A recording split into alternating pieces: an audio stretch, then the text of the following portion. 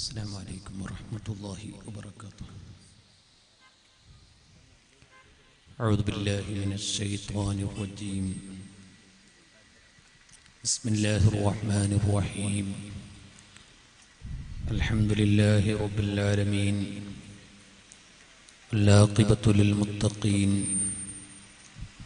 اللهم صل وسلم على رسولك سيدنا محمد وعلى آل سيدنا ومولانا محمد، كما صليت على إبراهيم وعلى آل إبراهيم في العالمين إنك حميد مجيد. الصلاة والسلام عليك يا سيدنا يا رسول الله. الصلاة والسلام عليك يا سيدنا يا حبيب الله. الصلاة والسلام عليك يا سيدنا يا خليل الله. خذ بأيدينا قلت حيلتنا، أدركنا يا رسول الله صلى الله عليه وسلم.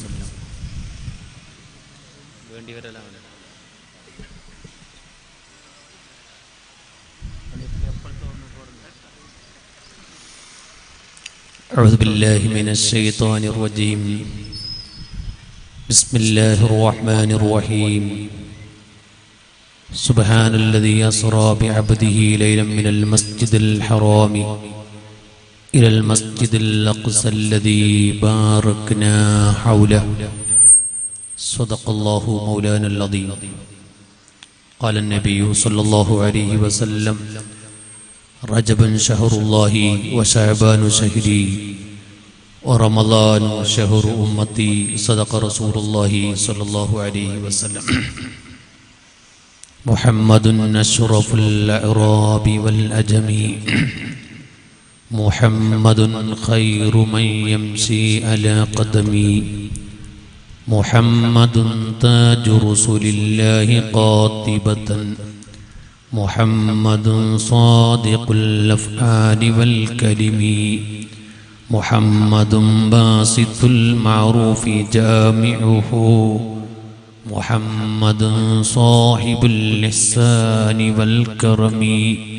مولاي صل وسلم دائما أبدا على حبيبك خير الخلق كلهم. വിഭിന്നരായ സാദാത്തുക്കൾ, പ്രിയപ്പെട്ട നേതാക്കൾ, നല്ലവരായ സഹോദര സഹോദരിമാർ, ആമുഖം നീട്ടാതെ ചുരുങ്ങിയ വാക്കുകൾ ഇൻഷാ അല്ലാഹ് ഈ നെല്ലിക്കട്ടയിൽ അഭിമന്യ നേതൃത്വം സയ്യിദുനാ ബയാർ തങ്ങൾ ഉസ്താദിന്റെ മിഅ്റാജ് പ്രഭാഷണം നടക്കാൻ വേണ്ടി പോവുകയാണ്. ഈ ഒരു പരിപാടിക്ക് വേണ്ടി നമ്മുടെ പ്രിയപ്പെട്ട കൂട്ടുകാരാകുന്ന പ്രവർത്തകർ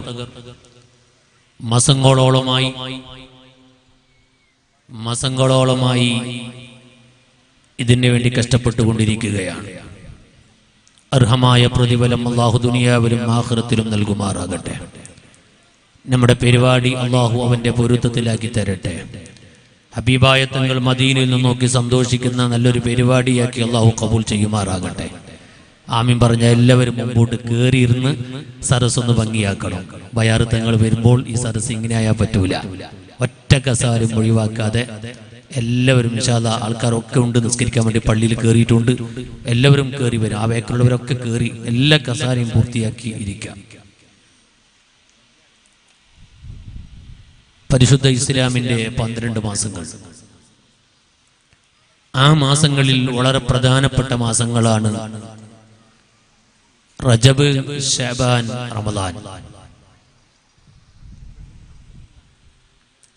എവിടെങ്കിലും ബിദ്അത്തുകാർ ഇവിടെ പ്രസംഗം കേൾക്കുന്നുണ്ട് എങ്കിൽ ഈ നെല്ലിക്കട്ടയിൽ ഞാനൊരു കുറച്ച കാലങ്ങൾക്ക് മുമ്പ് ഒരു വഹാബിക്കത്തിലെ ഒരു പ്രസംഗം നടത്തിയതായി ഓർക്കുകയാണ്.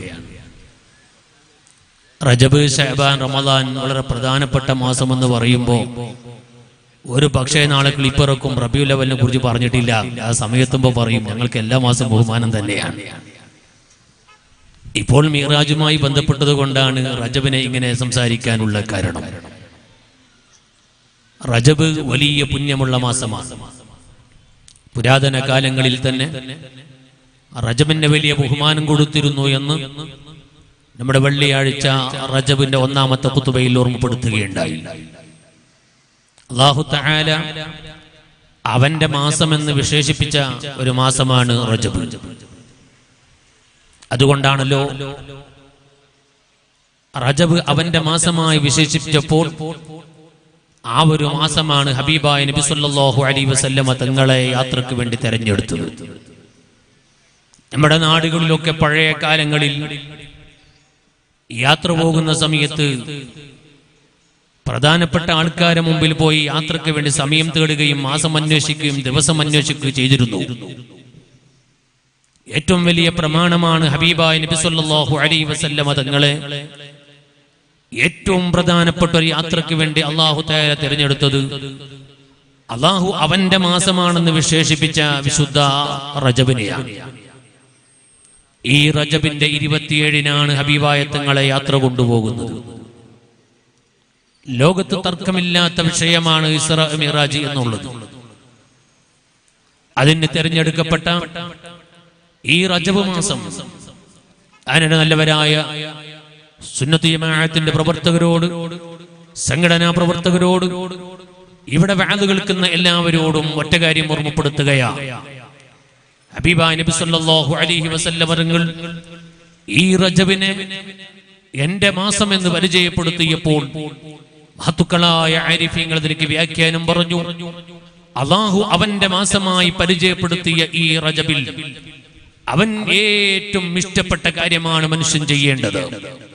അല്ലാഹു തആല അവന്റെ മാസമെന്ന് ഒരു മാസത്തെ തിരഞ്ഞെടുത്തു കഴിഞ്ഞാൽ ആ ഖാലിഖായ റബ്ബ് ഏറ്റവും ഇഷ്ടപ്പെടുന്ന ഒരു സംഭവ കാര്യമാണ് ആ മാസത്തിൽ ചെയ്യേണ്ടത്. അതുകൊണ്ടാണ് റജബുൻ ശഹറുല്ലാഹി എന്നതിനൊക്കെ വ്യാഖ്യാനം പറഞ്ഞു പണ്ഡിതന്മാർ. റജബുൻ ശഹറുൽ ഇസ്തിഗ്ഫാർ, റജബ് മാസം അല്ലാഹുവിനോട് ഇസ്തിഗ്ഫാറിനെ തേടേണ്ട മാസമാണ്, പാപമോചനത്തിന് തേടേണ്ട മാസമാണ്, അസ്തഗ്ഫിറുല്ലാഹ് എന്ന ദിക്ർ അധികരിപ്പിക്കേണ്ട മാസമാണ്. എന്തുകൊണ്ടാണ്? അല്ലാഹു അവന്റെ മാസമെന്ന് ഈ മാസത്തെ പരിചയപ്പെടുത്തിയപ്പോൾ അല്ലാഹു തആല ഈ ഭൂമി ലോകത്തുള്ള അടിമകളിൽ നിന്ന് ഏറ്റവും ഇഷ്ടപ്പെടുന്ന ഒരു കാര്യമാണ് തെറ്റ് ചെയ്യുന്ന മനുഷ്യരാകുന്ന നാം തെറ്റ് ചെയ്തപ്പോൾ ആ തെറ്റ് ചെയ്ത അടിമ ഉടമയോട് കൈമലർത്തിക്കൊണ്ട് ഇസ്തിഗ്ഫാറിനെ തേടുക, അസ്തഗ്ഫിറുല്ലാഹ് തേടുക. അതിൽ അല്ലാഹുവിനിക്ക് ഉണ്ടാകുന്ന സന്തോഷം ചെറുതല്ല, അല്ലാഹുവിനിക്ക് അവനോട് തോന്നുന്ന ഇഷ്ടം ചെറുതല്ല. അതുകൊണ്ട് തന്നെ മഹാന്മാര് പറഞ്ഞു ഈ മാസം അതേ ശഹറുൽ ഇസ്തിഗ്ഫാർ, അസ്തഗ്ഫിറുല്ലാഹ് അധികരിപ്പിക്കേണ്ട മാസമാണ്. ഇനി നിങ്ങൾ നോക്കൂ, മഹത്തുക്കളായ പണ്ഡിതന്മാർ വീണ്ടും വ്യാഖ്യാനം പറഞ്ഞു. വിശുദ്ധ റമദാൻ വരാൻ വേണ്ടി പോവുകയാണ്. അങ്ങനെ റമദാൻ വന്നാൽ ഈ റമദാൻ എന്ന് പറയുന്നത് ഈ ഉമ്മത്തിന്റെ മാസമാണ്. ഉമ്മത്തിന്റെ മാസം എന്ന് പറയുന്നത് ഈ ഉമ്മത്ത് ആഖിറത്തിലേക്ക് സമ്പാദിക്കാനുള്ള മാസമാണ്. കുറെ കൃഷികൾ ചെയ്ത്, കുറെ അമലാകുന്ന കൃഷികൾ ചെയ്ത് ആഖിറത്തിലേക്ക് കൃഷികൾ തയ്യാറാക്കേണ്ട മാസമാണ്. നമുക്കറിയാം, കൃഷി ചെയ്യണമെങ്കിൽ ഈ നാറുന്ന ഈ കണ്ടം, നമ്മളെ കാസർഗോഡ് ഭാഷയിൽ തന്നെ പറയാം, ഈ നാറുന്ന വയലിൽ, ഈ നാറുന്ന കണ്ടത്ത് കൃഷി ചെയ്യാൻ പറ്റൂല. ഈ ഉണങ്ങിയ കണ്ടത്തിൽ കൃഷി ചെയ്യാൻ പറ്റൂല. ഈ ഉണങ്ങിയ വയലിൽ കൃഷി ചെയ്യാൻ പറ്റൂല. കൃഷി ചെയ്യണമെങ്കിൽ ഈ വയലിനെ, നമ്മളൊക്കെ കൃഷിക്കാരായത് കൊണ്ടാണ് ഞാൻ അങ്ങനെ പറയുന്നത്, നമ്മളെ നാട്ടിലുള്ള നമ്മളെ കണ്ടം വയല്, അതിൽ നെൽകൃഷി ചെയ്യണമെങ്കിൽ അതിനൊന്ന് നന്നായി പാകപ്പെടുത്തിയെടുക്കണം. പഴയ കാലത്ത് മൂരികളെ കെട്ടിക്കൊണ്ട്, കാളകളെ കെട്ടിക്കൊണ്ട് അടന്ന് പൊടിയാക്കി അവസാനം കോരിപ്പല ചവിട്ടിയതിന്റെ ശേഷമാണ് നെൽവിത്ത് അങ്ങോട്ട് എറിയുന്നത്. അങ്ങനെ കണ്ടത്തെ പൊടിയാക്കി ശരിക്കും വള്ളം കെട്ടി അടന്ന് പൊടിക്കാതെ നെൽവിത്തെറിഞ്ഞാൽ എവിടെയെങ്കിലും ചിലപ്പോൾ എറിഞ്ഞാൽ ഒന്ന് രണ്ട് മൂലയിൽ ഇങ്ങനെ പൊടിക്കുമെന്നില്ലാതെ നന്നായി അതിൽ കൊടിക്കൂല. അത് നന്നായി പൊടിക്കാതെ വിത്തെറിഞ്ഞാൽ നമ്മളെ ചെറുപ്പക്കാരന്റെ തലയുള്ള തലമുടി പോലെ എവിടെയെങ്കിലും ഒന്ന് രണ്ട് ഭാഗത്തേക്ക് കൊടിച്ചെന്ന് വന്നേക്കാം. എല്ലാ സ്ഥലത്തും കൊടിച്ചു കൊള്ളണമെന്നില്ല. നേരെ മറിച്ച് വിത്തിടുന്ന വിത്തുകൾ നന്നായി കൃഷി ഉൽപ്പാദിപ്പിക്കണമെങ്കിൽ ആ വയലൊന്ന് നന്നാക്കി പൊടിച്ച് നന്ന ക്ലിയറാക്കി എടുക്കണം. അതിനാണ് വിശുദ്ധ റമദാനിൽ അമലാകുന്ന ആ കൃഷികൾ കൊയ്തെടുക്കാൻ വേണ്ടി റജബിലും അതേ റജബ് മാസത്തിൽ ഈ കറുകറുത്തു പോയ കൽബിനെ ഒന്ന് വൃത്തിയാക്കണം. അതുകൊണ്ടല്ലേ നെൽകൃഷി ചെയ്യുന്ന ചെയ്യുന്ന ഒരാള് 6 മാസം നെൽകൃഷി ചെയ്യാൻ അവിടെ അങ്ങനെ തന്നെ ഒഴിവാക്കിയപ്പോൾ കൃഷി ചെയ്യാൻ വേണ്ടി ഒരുങ്ങുന്ന സമയത്ത് മഴ വരാനാകുമ്പോ ആ വയലുള്ള കച്ചറകളൊക്കെ കോരിയെടുത്തൊന്ന് തീയിട്ട് പഴയ കാലത്ത് കാസർഗോഡ് ജില്ലയിൽ ചൂട്ടനിടുക എന്നൊരു പരിപാടി നടത്താറുണ്ടായിരുന്നു. തീയിട്ട് കരിക്കുന്ന ഒരു പരിപാടി. അങ്ങനെ മനുഷ്യന്റെ ഖൽബിനെ ഒന്ന് കരിച്ച് വൃത്തിയാക്കണം. അത് വൃത്തിയാക്കാൻ വേണ്ടിയാണ് റജബ് മാസം ഷഹ്റുൽ ഇസ്തിഗ്ഫാർ എന്ന് മഹാന്മാര് പഠിപ്പിക്കുകയാ. നമ്മുടെ ഖൽബിനെ ഒന്ന് നന്നാക്കി ശുദ്ധിയാക്കി എടുക്കണം. അങ്ങനെ ഈ ഖൽബിന്റെ കറകളൊക്കെ നീക്കി റജബിൽ ഒന്ന് ചൂട്ടനിട്ട് കരിച്ച് വൃത്തിയാക്കിയാലോ പോരാ, വിശുദ്ധ ശഅബാൻ വരുമ്പോൾ നന്നാക്കിയ പാടത്തിനെ വിത്തെറിയാൻ വേണ്ടി വിത്തിടാൻ വേണ്ടി നന്നാക്കി അടന്ന് പൊടിച്ച് വൃത്തിയാക്കി വെക്കണം. അതിനാണ് ശഅബാൻ മാസത്തെ കുറിച്ച് ഹബീബായ തങ്ങൾ പറഞ്ഞു, ശഅബാനു ശഹരി. റജബ് ഹബീബായ നബി സല്ലല്ലാഹു അലൈഹി വസല്ലം തങ്ങൾ പറഞ്ഞു, റജബ് അല്ലാഹുവിന്റെ മാസമാണ് എങ്കിൽ ശഅബാൻ എന്റെ മാസമാണ്. എന്താണ് ശഅബാൻ എന്റെ മാസം എന്ന് പറഞ്ഞാൽ? മഹാന്മാരായ പണ്ഡിതന്മാർ ശഅബാൻ എന്റെ മാസം എന്ന് എനിക്ക് അതേ വ്യാഖ്യാനം പറഞ്ഞു. ശഅബാനു ശഹ്റു സ്വലാത്തി അലൻ നബിയിൽ മുഖ്താർ. ഹബീബായ തങ്ങൾക്ക് സ്വലാത്ത് ചെല്ലേണ്ട മാസമാണ് ശഅബാൻ മാസം. ഹബീബായ തങ്ങൾക്ക് സ്വലാത്ത് അങ്ങ് ചൊല്ലി ചൊല്ലി ചൊല്ലി ഈ മനുഷ്യന്റെ ഖൽബ് ആ റമദാനിൽ അമൽ ചെയ്യാൻ വേണ്ടി, കൃഷികൾ ചെയ്യാൻ വേണ്ടി പാകപ്പെടുത്തിയെടുക്കണം. ഈ ഖൽബിന്റെ കറകളൊക്കെ പോക്കി ഖൽബൊന്ന് പ്രകാശിക്കണം. ഖൽബൊന്ന് നന്നായി ക്ലിയറായി അവിടെ നിൽക്കണം.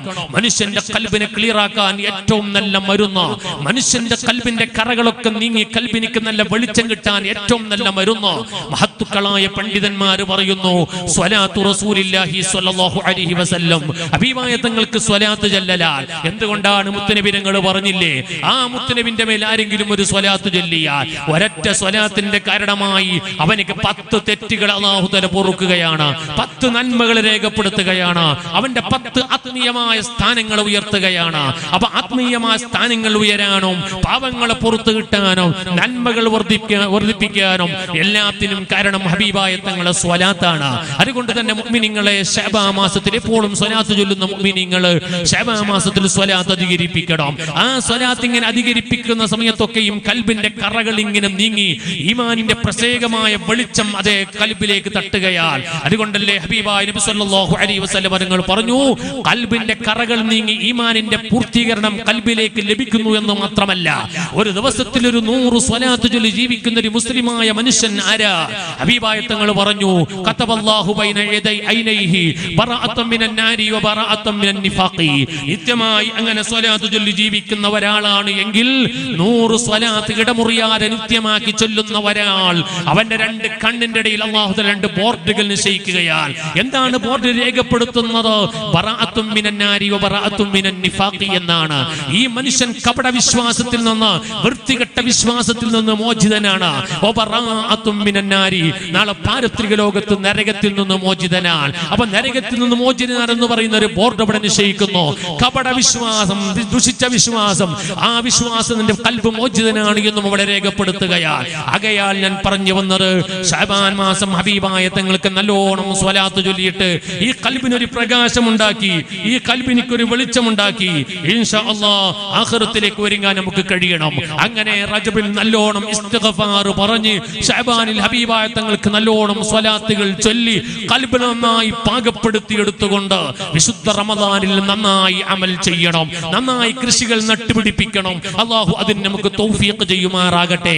അതാണ് വന്യരായ കല്ലുകെട്ടതങ്ങൾ ചുരുങ്ങിയ വാക്കുകൾ കൊണ്ട് നിങ്ങളോട് ഓർമ്മപ്പെടുത്തിയത്. വിശുദ്ധ റമദാൻ വെറും തറാവീന്റെയും നോമ്പിന്റെയും മാസം മാത്രമല്ല, എല്ലാ സൽക്കർമ്മങ്ങളും അധികരിപ്പിക്കൽ. അരേ ഇരട്ടി ഇരട്ടി ഇരട്ടി പ്രതിഫലം.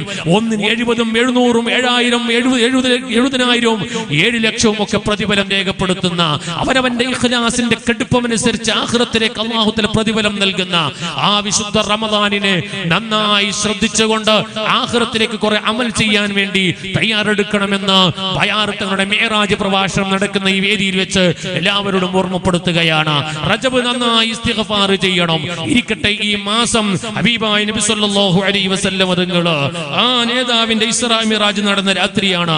നേരത്തെ വന്യരായ തങ്ങൾ ഓർമ്മപ്പെടുത്തിയില്ലേ? അഭിമന്യരായ തങ്ങൾ നേരത്തെ പറഞ്ഞു, ഇസ്രാ മിഅ്റാജ് ചില്ലറ വിഷയമല്ല. നബി സല്ലല്ലാഹു അലൈഹി വസല്ലം തങ്ങൾ വളരെ വിഷമത്തിലിരിക്കുന്ന ഒരു സമയമായിരുന്നു അത്. അതേ മഹദിയായ ഖദീജ ബീബി റളിയല്ലാഹു തആല അൻഹാ വഫാത്തായി ഹബീബായ തങ്ങൾ വല്ലാതെ വിഷമത്തിലിരിക്കുന്ന സമയം മുത്തുനബിയുടെ താങ്ങും തണലുമായിരുന്നു ഖദീജ ബീബി റളിയല്ലാഹു അൻഹാ. ഏത് സമയത്ത് നബി സല്ലല്ലാഹു അലൈഹി വസല്ലം തങ്ങൾ ഖദീജ ബീബിയെ കുറിച്ച് നന്നായി മദ്ഹ് പറയാറുണ്ട്. ചെയ്യാറുണ്ടായിരുന്നു. ആയിഷ ബീബി റളിയല്ലാഹു അൻഹ ചിലപ്പോഴൊക്കെ ചോദിക്കും, ഓ നബിയെ, തങ്ങൾക്ക് എപ്പോ നോക്കിയാലും ഒരു ഖദീജ, തങ്ങൾക്ക് എപ്പോ നോക്കിയാലും ഒരു ഖദീജ. കാരണം നബി സല്ലല്ലാഹു അലൈഹി വസല്ലം തങ്ങൾ ഖദീജ ബീവിയെ കുറിച്ച് ഇങ്ങനെ മഹത്വം പറയാൻ, എന്റെ താങ്ങും തണലുമായിരുന്നു ഖദീജ. നബി സല്ലല്ലാഹു അലൈഹി വസല്ലം തങ്ങളുടെ പ്രവർത്തനത്തിന് കൂട്ടുനിന്ന് ആ മക്കയിലെ ഏറ്റവും വലിയ പണക്കാരത്തിയായ മുതലാളിയായിരുന്ന ഖദീജ ബീബി റളിയല്ലാഹു അൻഹ തന്റെ സമ്പത്ത് മുഴുവനും ചെലവഴിച്ചത് ഹബീബായ തങ്ങൾ ഇസ്ലാമിക പ്രബോധനത്തിന് വേണ്ടിയാണ്. അതുകൊണ്ടല്ല താരീഖു ഖദീജ, ഖദീജ ബീബിയുടെ ചരിത്രം പരിശോധിക്കുമ്പോൾ നമുക്ക് കാണാം, ഖദീജ ബീബി വലിയ പണക്കാരത്തിയായിരുന്നുവെങ്കിലും അവസാനം മരിക്കുന്ന സമയത്ത് കയ്യിൽ ഒരു സമ്പത്തും ഇല്ല. എല്ലാം ഹബീബായ തങ്ങളെ ഇസ്ലാമിക പ്രബോധനത്തിന് വേണ്ടി ചെലവഴിച്ച മഹദിയ. നബി സല്ലല്ലാഹു അലൈഹി വസല്ലം തങ്ങളുടെ സന്തോഷത്തിലും അതുപോലെ തന്നെ വിഷമത്തിലും പങ്കാളിയായ മഹദിയായിരുന്നു ഖദീജ ബീബി റളിയല്ലാഹു അൻഹ.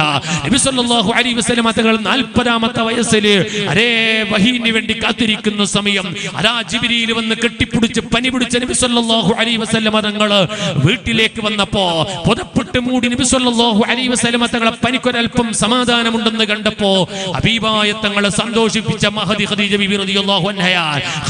കല്ലാ ലാ യുഖ്സികല്ലാഹു അബദാ. ഓ നബിയെ, തങ്ങൾ എന്തിന് വിഷമിക്കണം? തങ്ങൾ അല്ലാഹു ഒരിക്കലും കൈയൊഴിക്കുകയില്ല. കാരണം തങ്ങളിൽ കുറെ വിശേഷണങ്ങളുണ്ട്. ഈ വിശേഷണങ്ങൾ മുത്തുകൂടിയ തങ്ങളെ ഒരിക്കലും അല്ലാഹു കൈയൊഴിക്കുകയില്ലെന്ന് പറഞ്ഞിട്ട് ഹബീബായ തങ്ങളെ വല്ലാതെ സന്തോഷിപ്പിച്ച മഹദിയാണ് മഹദിയ ബീബി ഖദീജ റളിയല്ലാഹു അൻഹ. പ്രിയപ്പെട്ട സഹോദരങ്ങളെ, സഹോദരിമാരെ, ആ ഖദീജ ബീബി റളിയല്ലാഹു അൻഹ വഫാത്തായി നബി സല്ലല്ലാഹു അലൈഹി വസല്ലം തങ്ങൾ വലിയ വിഷമത്തിലാണ്. താങ്ങും തങ്ങളുമായിരുന്ന ഖദീജ ബീബിയുടെ വഫാത്താണ്.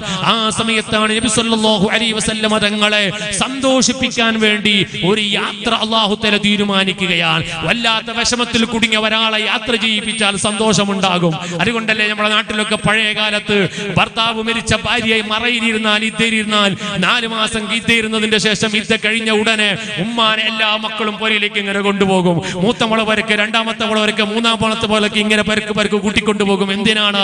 വിഷമത്തിൽ കൂടിയ ഒരാളെ യാത്രയിൽ അങ്ങ് കൊണ്ടുപോയാൽ വിഷമത്തിന്റെ പരിഹാരം ഉണ്ടാകും. നബി സല്ലല്ലാഹു അലൈഹി വസല്ലം തങ്ങൾ ഖദീജ ബീബി റളിയല്ലാഹു അൻഹയുടെ വഫാത്തുമായി ബന്ധപ്പെട്ട് വലിയ വിഷമത്തിലാണ്. ആ വിഷമത്തിലിരിക്കുന്ന നബി സല്ലല്ലാഹു അലൈഹി വസല്ലം തങ്ങളെ സന്തോഷിപ്പിക്കാൻ വേണ്ടിയാണ് ഖാലിഖായ റബ്ബ് വലിയ യാത്ര തീരുമാനിക്കുന്നത്. ആ യാത്ര നടന്നത് ഇതേ റജബിന്റെ 27ാമത്തെ രാത്രിയിലായിരുന്നു. ആ യാത്രയെ കുറിച്ച് പരിശുദ്ധ ഖുർആൻ പരിചയപ്പെടുത്തില്ലേ? സുബ്ഹാനല്ലദീ അസ്റാ ബിഅബ്ദിഹി ലൈലൻ മിനൽ മസ്ജിദിൽ ഹറാമി ഇലൽ മസ്ജിദിൽ അഖ്സല്ലദീ ബാറക്നാ ഹൗലാ. സുബ്ഹാനല്ലദീ, ഒരുവനായ അല്ലാഹു പരിശുദ്ധനാണ്. കാരണം ചുരുങ്ങിയ സമയം കൊണ്ട് കാണേണ്ടത് മുഴുവനും കണ്ടിട്ട്, 7 ആകാശവും അർശും കുർസും ലൗഹുൽ മഹ്ഫൂദും കണ്ടിട്ട് ഖാലിഖായ റബ്ബിനോട് സംസാരിച്ച് പറയേണ്ട കാര്യങ്ങളൊക്കെ പറഞ്ഞ് നിമിഷം കൊണ്ട് ഭൂമി ലോകത്തേക്ക് തിരിച്ചെത്തിച്ച അല്ലാഹു സുബ്ഹാനല്ലദീ, ഒരുവനായ അല്ലാഹു പരിശുദ്ധനാണ്. ആരാണ് അല്ലാഹു? അസ്റാ ബിഅബ്ദിഹി, അവിടുത്തെ അടിമയാകുന്ന നബി സല്ലല്ലാഹു അലൈഹി വസല്ലം തങ്ങളെ ഇസ്റാ എന്ന യാത്ര നടത്തിച്ച അല്ലാഹു പരിശുദ്ധനാണ്.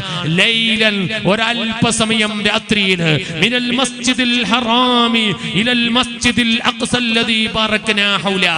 ഇതൊന്നും ഞാൻ വിശദീകരിക്കുന്നില്ല. കാരണം ഞാൻ ഈ ആയത്ത് ഓതാനുള്ള കാരണം അഭിമന്യരായ തങ്ങളെ പ്രസംഗം ഇവിടെ കാണുന്ന മിഅ്റാജ് എന്നാണ്. ഞാൻ മിഅ്റാജ് ഒട്ടും പറയൂല, ഇസ്റാ മാത്രമേ പറയുള്ളൂ തങ്ങൾ എത്തുന്നത് വരെ. പ്രിയപ്പെട്ട സഹോദരങ്ങളെ, മിഅ്റാജ് തങ്ങൾ വന്നിട്ട് പറയും, ഞാൻ ഇസ്റാ മാത്രം ഒന്നങ്ങ് പറയട്ടെ.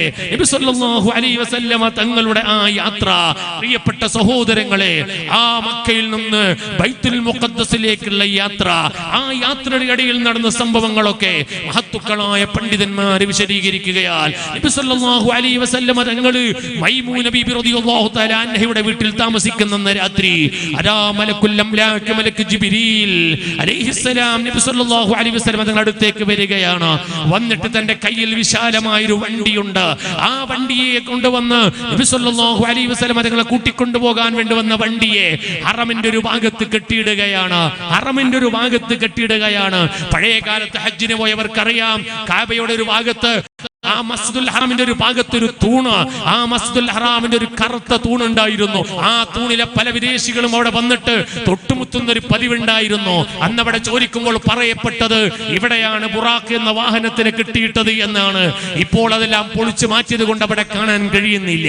ഇരിക്കട്ടെ, ഞാൻ പറഞ്ഞു വന്നത്, അങ്ങനെ നബി സല്ലല്ലാഹു അലൈഹി വസല്ലം തങ്ങളെ വിശാലമായ യാത്രയ്ക്ക് വേണ്ടി കൊണ്ടുപോകാൻ വേണ്ടി ഹബീബായ തങ്ങൾ വരികയാൽ വലിയ നേതാവിനെ കൊണ്ടുപോകാൻ ഏറ്റവും വലിയ മലക്ക് വരയ്ക്ക് വരികയാണ്, ഏറ്റവും വലിയ വണ്ടിയായിട്ട് വരികയാണ്. സാധാരണ ഓട്ടോറിക്ഷയിൽ വന്നതല്ല, കാരണം നേതാവ് വലുതാണ്. സാധാരണ അംബാസഡർ കാറിൽ വന്നതല്ല, നേതാവ് വളരെ വലുതാണ്. വലിയ വലിയ നേതാവാകുമ്പോൾ വലിയ വലിയ വണ്ടി വേണം. ഏത് വണ്ടി? ഹെലികോപ്റ്റർ അല്ല, പ്ലെയിൻ അല്ല, പിന്നെയോ സെക്കൻഡ് കൊണ്ട് ലക്ഷക്കണക്കിന് കിലോമീറ്റർ സഞ്ചരിക്കുന്ന വണ്ടിയാകണം. കാരണം നേതാവ് വലുതാണ്. ആ വലിയ നേതാവിനെ കൊണ്ടുപോകാൻ വലിയ വണ്ടി തന്നെ ഇവിടത്തേക്ക് വരികയാണ്. അങ്ങനെ വണ്ടി ഇവിടെ കൊണ്ടുകിട്ടിയിട്ട് നബി സല്ലല്ലാഹു അലൈഹി വസല്ലം തങ്ങളെ മൈമൂന ബീവിയുടെ വീട്ടിൽ നിന്ന് പുറത്തേക്ക് കൊണ്ടുവരികയാണ്. ഓന്റെ പ്രിയപ്പെട്ട സഹോദരങ്ങളെ, അവിടെ നബി സല്ലല്ലാഹു അലൈഹി വസല്ലം തങ്ങളെ ആ മൈമൂന ബീവിയുടെ വീട്ടിൽ നിന്ന് പുറത്തേക്ക് കൊണ്ടുവന്നിട്ട് അവിടെ ഒരു പ്രത്യേകമായ ഒരു സംഭവം നടന്നിട്ടുണ്ട്. മഹാന്മാർ രേഖപ്പെടുത്തുകയാണ്, ഹബീബായ നബി സല്ലല്ലാഹു അലൈഹി വസല്ലം തങ്ങളെ 4 പ്രാവശ്യം അവിടുത്തെ ആത്മാവിനെ മലക്കുകൾ വന്ന് പ്രത്യേകം ഒരു സർജറി നടത്തിയിട്ടുണ്ട്. പറയാനും വാക്കുകൾ അതപകടായി പോകുമോ എന്ന് പേടിയാകുകയാണ്. സാധാരണക്കാർക്ക് പറയുന്ന ഒരു വാക്കും ഹബീബായ തങ്ങൾക്ക് പറയാൻ പാടില്ല. സല്ലല്ലാഹു അലൈഹി വസല്ലം തങ്ങൾ ആത്മാവിനെ പുറത്തേക്ക് എടുക്കുകയാണ്. ഒന്ന് ഹബീബായ തങ്ങളെ 4-ാമത്തെ വയസ്സിലാണ്, രണ്ടാമത്തത് ഹബീബായ തങ്ങളെ 10-ാമത്തെ വയസ്സിലാണ്, മൂന്നാമത്തത് ഹബീബായ തങ്ങളെ 40-ാമത്തെ വയസ്സിലാണ്, പിന്നൊന്ന് ഹബീബായ തങ്ങളെ 51-ാമത്തെ വയസ്സിലാണ്. ഇസ്റാ മിഅ്റാജ് എന്ന രാത്രി അങ്ങനെ ഒരു സർജറി നടത്തിയിട്ടുണ്ട്. മഹത്തുക്കളായ പണ്ഡിതന്മാർ അത് കിതാബ് രേഖപ്പെടുത്തുകയാണ്. അങ്ങനെ 4 പ്രാവശ്യം പ്രത്യേകമായ ആ നൂറാനിയത്തിനെ നുറക്കാൻ വേണ്ടി അല്ലാഹു തആല അവിടുത്തെ ആത്മാവിനെ പുറത്തേക്ക് എടുക്കുന്ന ഒരു പ്രത്യേക സംവിധാനം നടത്തിയിട്ടുണ്ട്. അങ്ങനെ അതൊക്കെ കഴിഞ്ഞ് ബുറാഖ് എന്ന വാഹനത്തിൽ കയറുകയാണ്. മുഅ്മിനീങ്ങളെ, ബുറാഖ് എന്ന വാഹനത്തിൽ കയറിയിട്ട് മക്കയിൽ നിന്ന് ഡയറക്റ്റ് പോകാതെ ബൈത്തുൽ മുഖദ്ദസിലേക്ക് പോവുകയാണ്. പോകുന്ന യാത്രയിൽ കുറെ സ്ഥലത്ത് ഇറങ്ങുകയാണ്. ആദ്യമായി ഒരു സ്ഥലത്ത് ഇറങ്ങുന്നു. വണ്ടിയിൽ കൂടെയുള്ള ജിബ്രീൽ അലൈഹിസ്സലാം ഹബീബായ തങ്ങളോട് പറയുന്നു, നബിയേ ഇവിടെ ഇറങ്ങണം, വസല്ലി റകഅതൈൻ, 2 റകഅത്ത് ഇവിടെ നിസ്കരിക്കണം നബിയേ. ഹബീബായ തങ്ങൾ ഇറങ്ങുകയാണ്. മദീനയിൽ നിന്ന് മക്കയിൽ നിന്ന് ബൈത്തുൽ മുഖദ്ദസിലേക്കുള്ള യാത്രയാണ്. വഴിയിൽ വെച്ച് ഇറങ്ങുന്നു, 2 റകഅത്ത് നിസ്കരിക്കുന്നു, വണ്ടിയിൽ അങ്ങ് കയറുന്നു. കേറിയപ്പോൾ ചോദിക്കുന്നു ജിബ്രീൽ അലൈഹിസ്സലാം, നബിയെ ഈ സ്ഥലം ഏതാണെന്നറിയുമോ? ഇല്ല ജിബ്രീലേ, എനിക്കറിയൂല. പിന്നെയോ യാത്രയിൽ അമീർ പറഞ്ഞപ്പോ ഞാൻ ഇറങ്ങി നിസ്കരിച്ചു. അങ്ങനെയല്ലേ അമീറും സംഘവും വേണ്ടത്? നമ്മളെ നാട്ടിൽ ഉംറന്റെ കൂടെ അമീറിന്റെ കൂടെ ഉംറ പോയാൽ തിരിച്ചു വരുമ്പോ അമീറും ഇല്ല, അനുയായികളും ഇല്ല, തെറ്റി പിരിഞ്ഞിട്ടല്ലേ വരുന്നത്. എന്നാൽ അമീർ എങ്ങനെ വാങ്ങണമെന്ന് പഠിപ്പിച്ച നേതാവ് മുഹമ്മദുർ റസൂലുള്ളാഹ്. ഇറങ്ങി 2 റകഅത്ത് നിസ്കരിക്കണം, ഒന്നും ചോദ്യമില്ല. പറയുന്നത് യാത്രയിലെ അമീറാണ്. അമീർ പറയുന്നത് കേൾക്കുന്നു, ഇറങ്ങുന്നു, 2 റകഅത്ത് നിസ്കരിക്കുന്നു. വണ്ടിയിൽ കയറിയപ്പോ ചോദ്യമാണ്, ഇത് എവിടെയാണ് നബിയേ? അറിയൂല, എനിക്കറിയൂല. ആദിഹി ത്വയ്ബ, ആദിഹി ത്വയ്ബ, ഇത് മദീനയാണ് നബിയേ. തങ്ങൾ പിന്നീട് യാത്ര വരാൻ വേണ്ടി പോകുന്ന സ്ഥലമാണ് നബിയേ.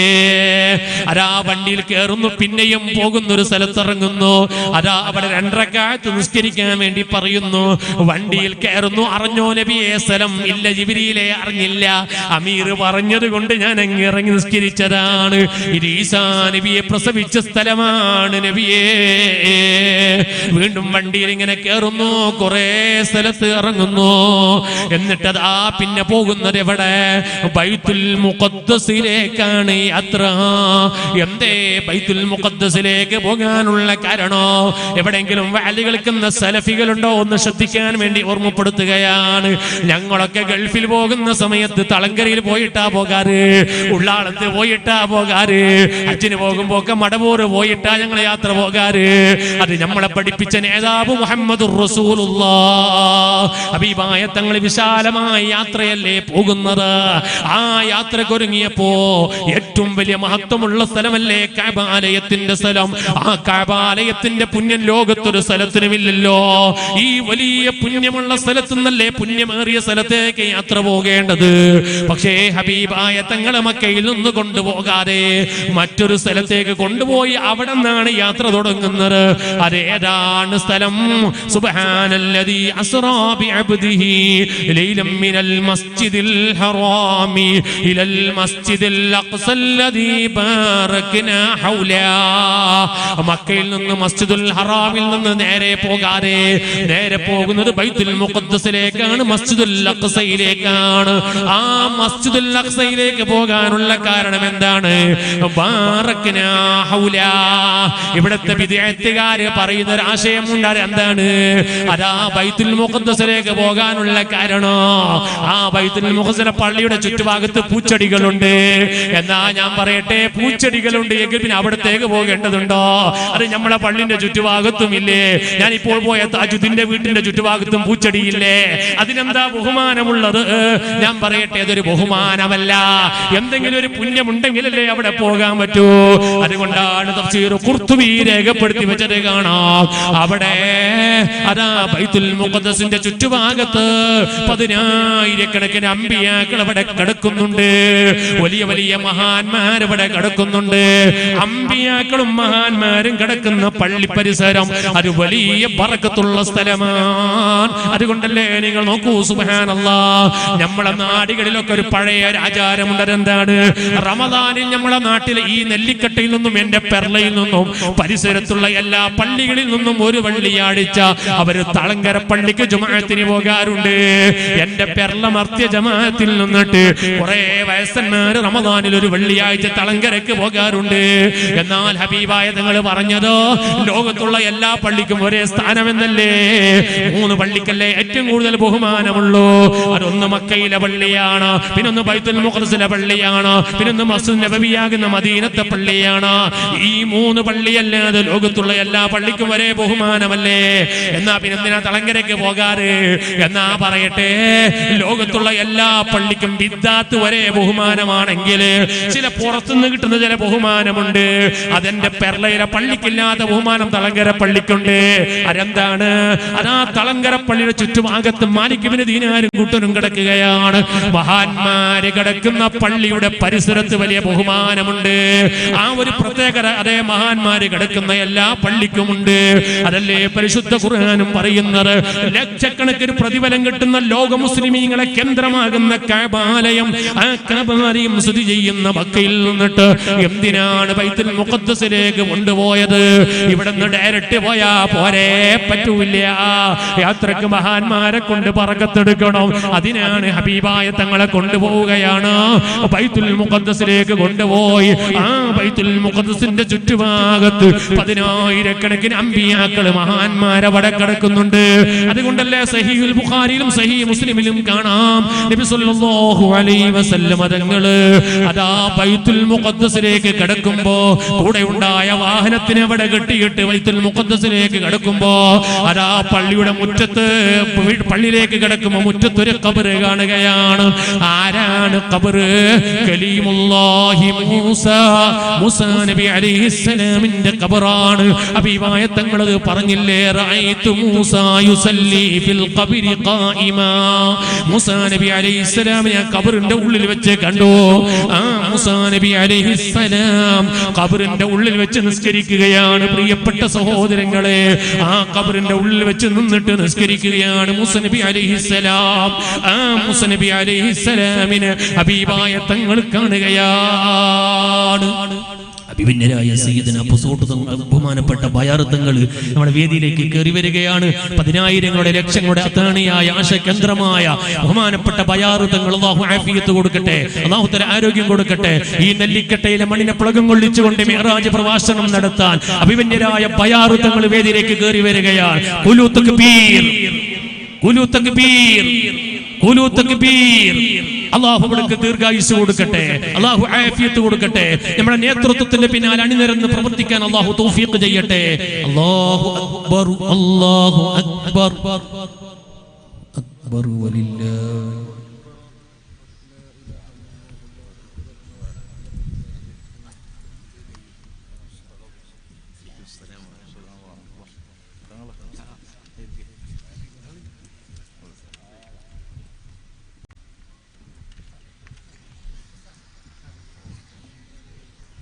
എല്ലാവരും സദസ്സിൽ വന്നിരിക്കണം. ഇവിടെ കുറച്ച് കസാല ഒഴിഞ്ഞു കിടക്കുന്ന എല്ലാവരും ആ റൂട്ടിന്റെ പക്കൽ ആരും നിൽക്കരുത്. എല്ലാവരും ഇങ്ങോട്ട് വന്ന് സദസ്സ് ഭംഗിയാക്കണം. ഇൻഷാ അല്ലാഹ് ഇലക്ഷൻ പ്രഖ്യാപിച്ചത് കൊണ്ട് സമയം പരിമിതമാണ്.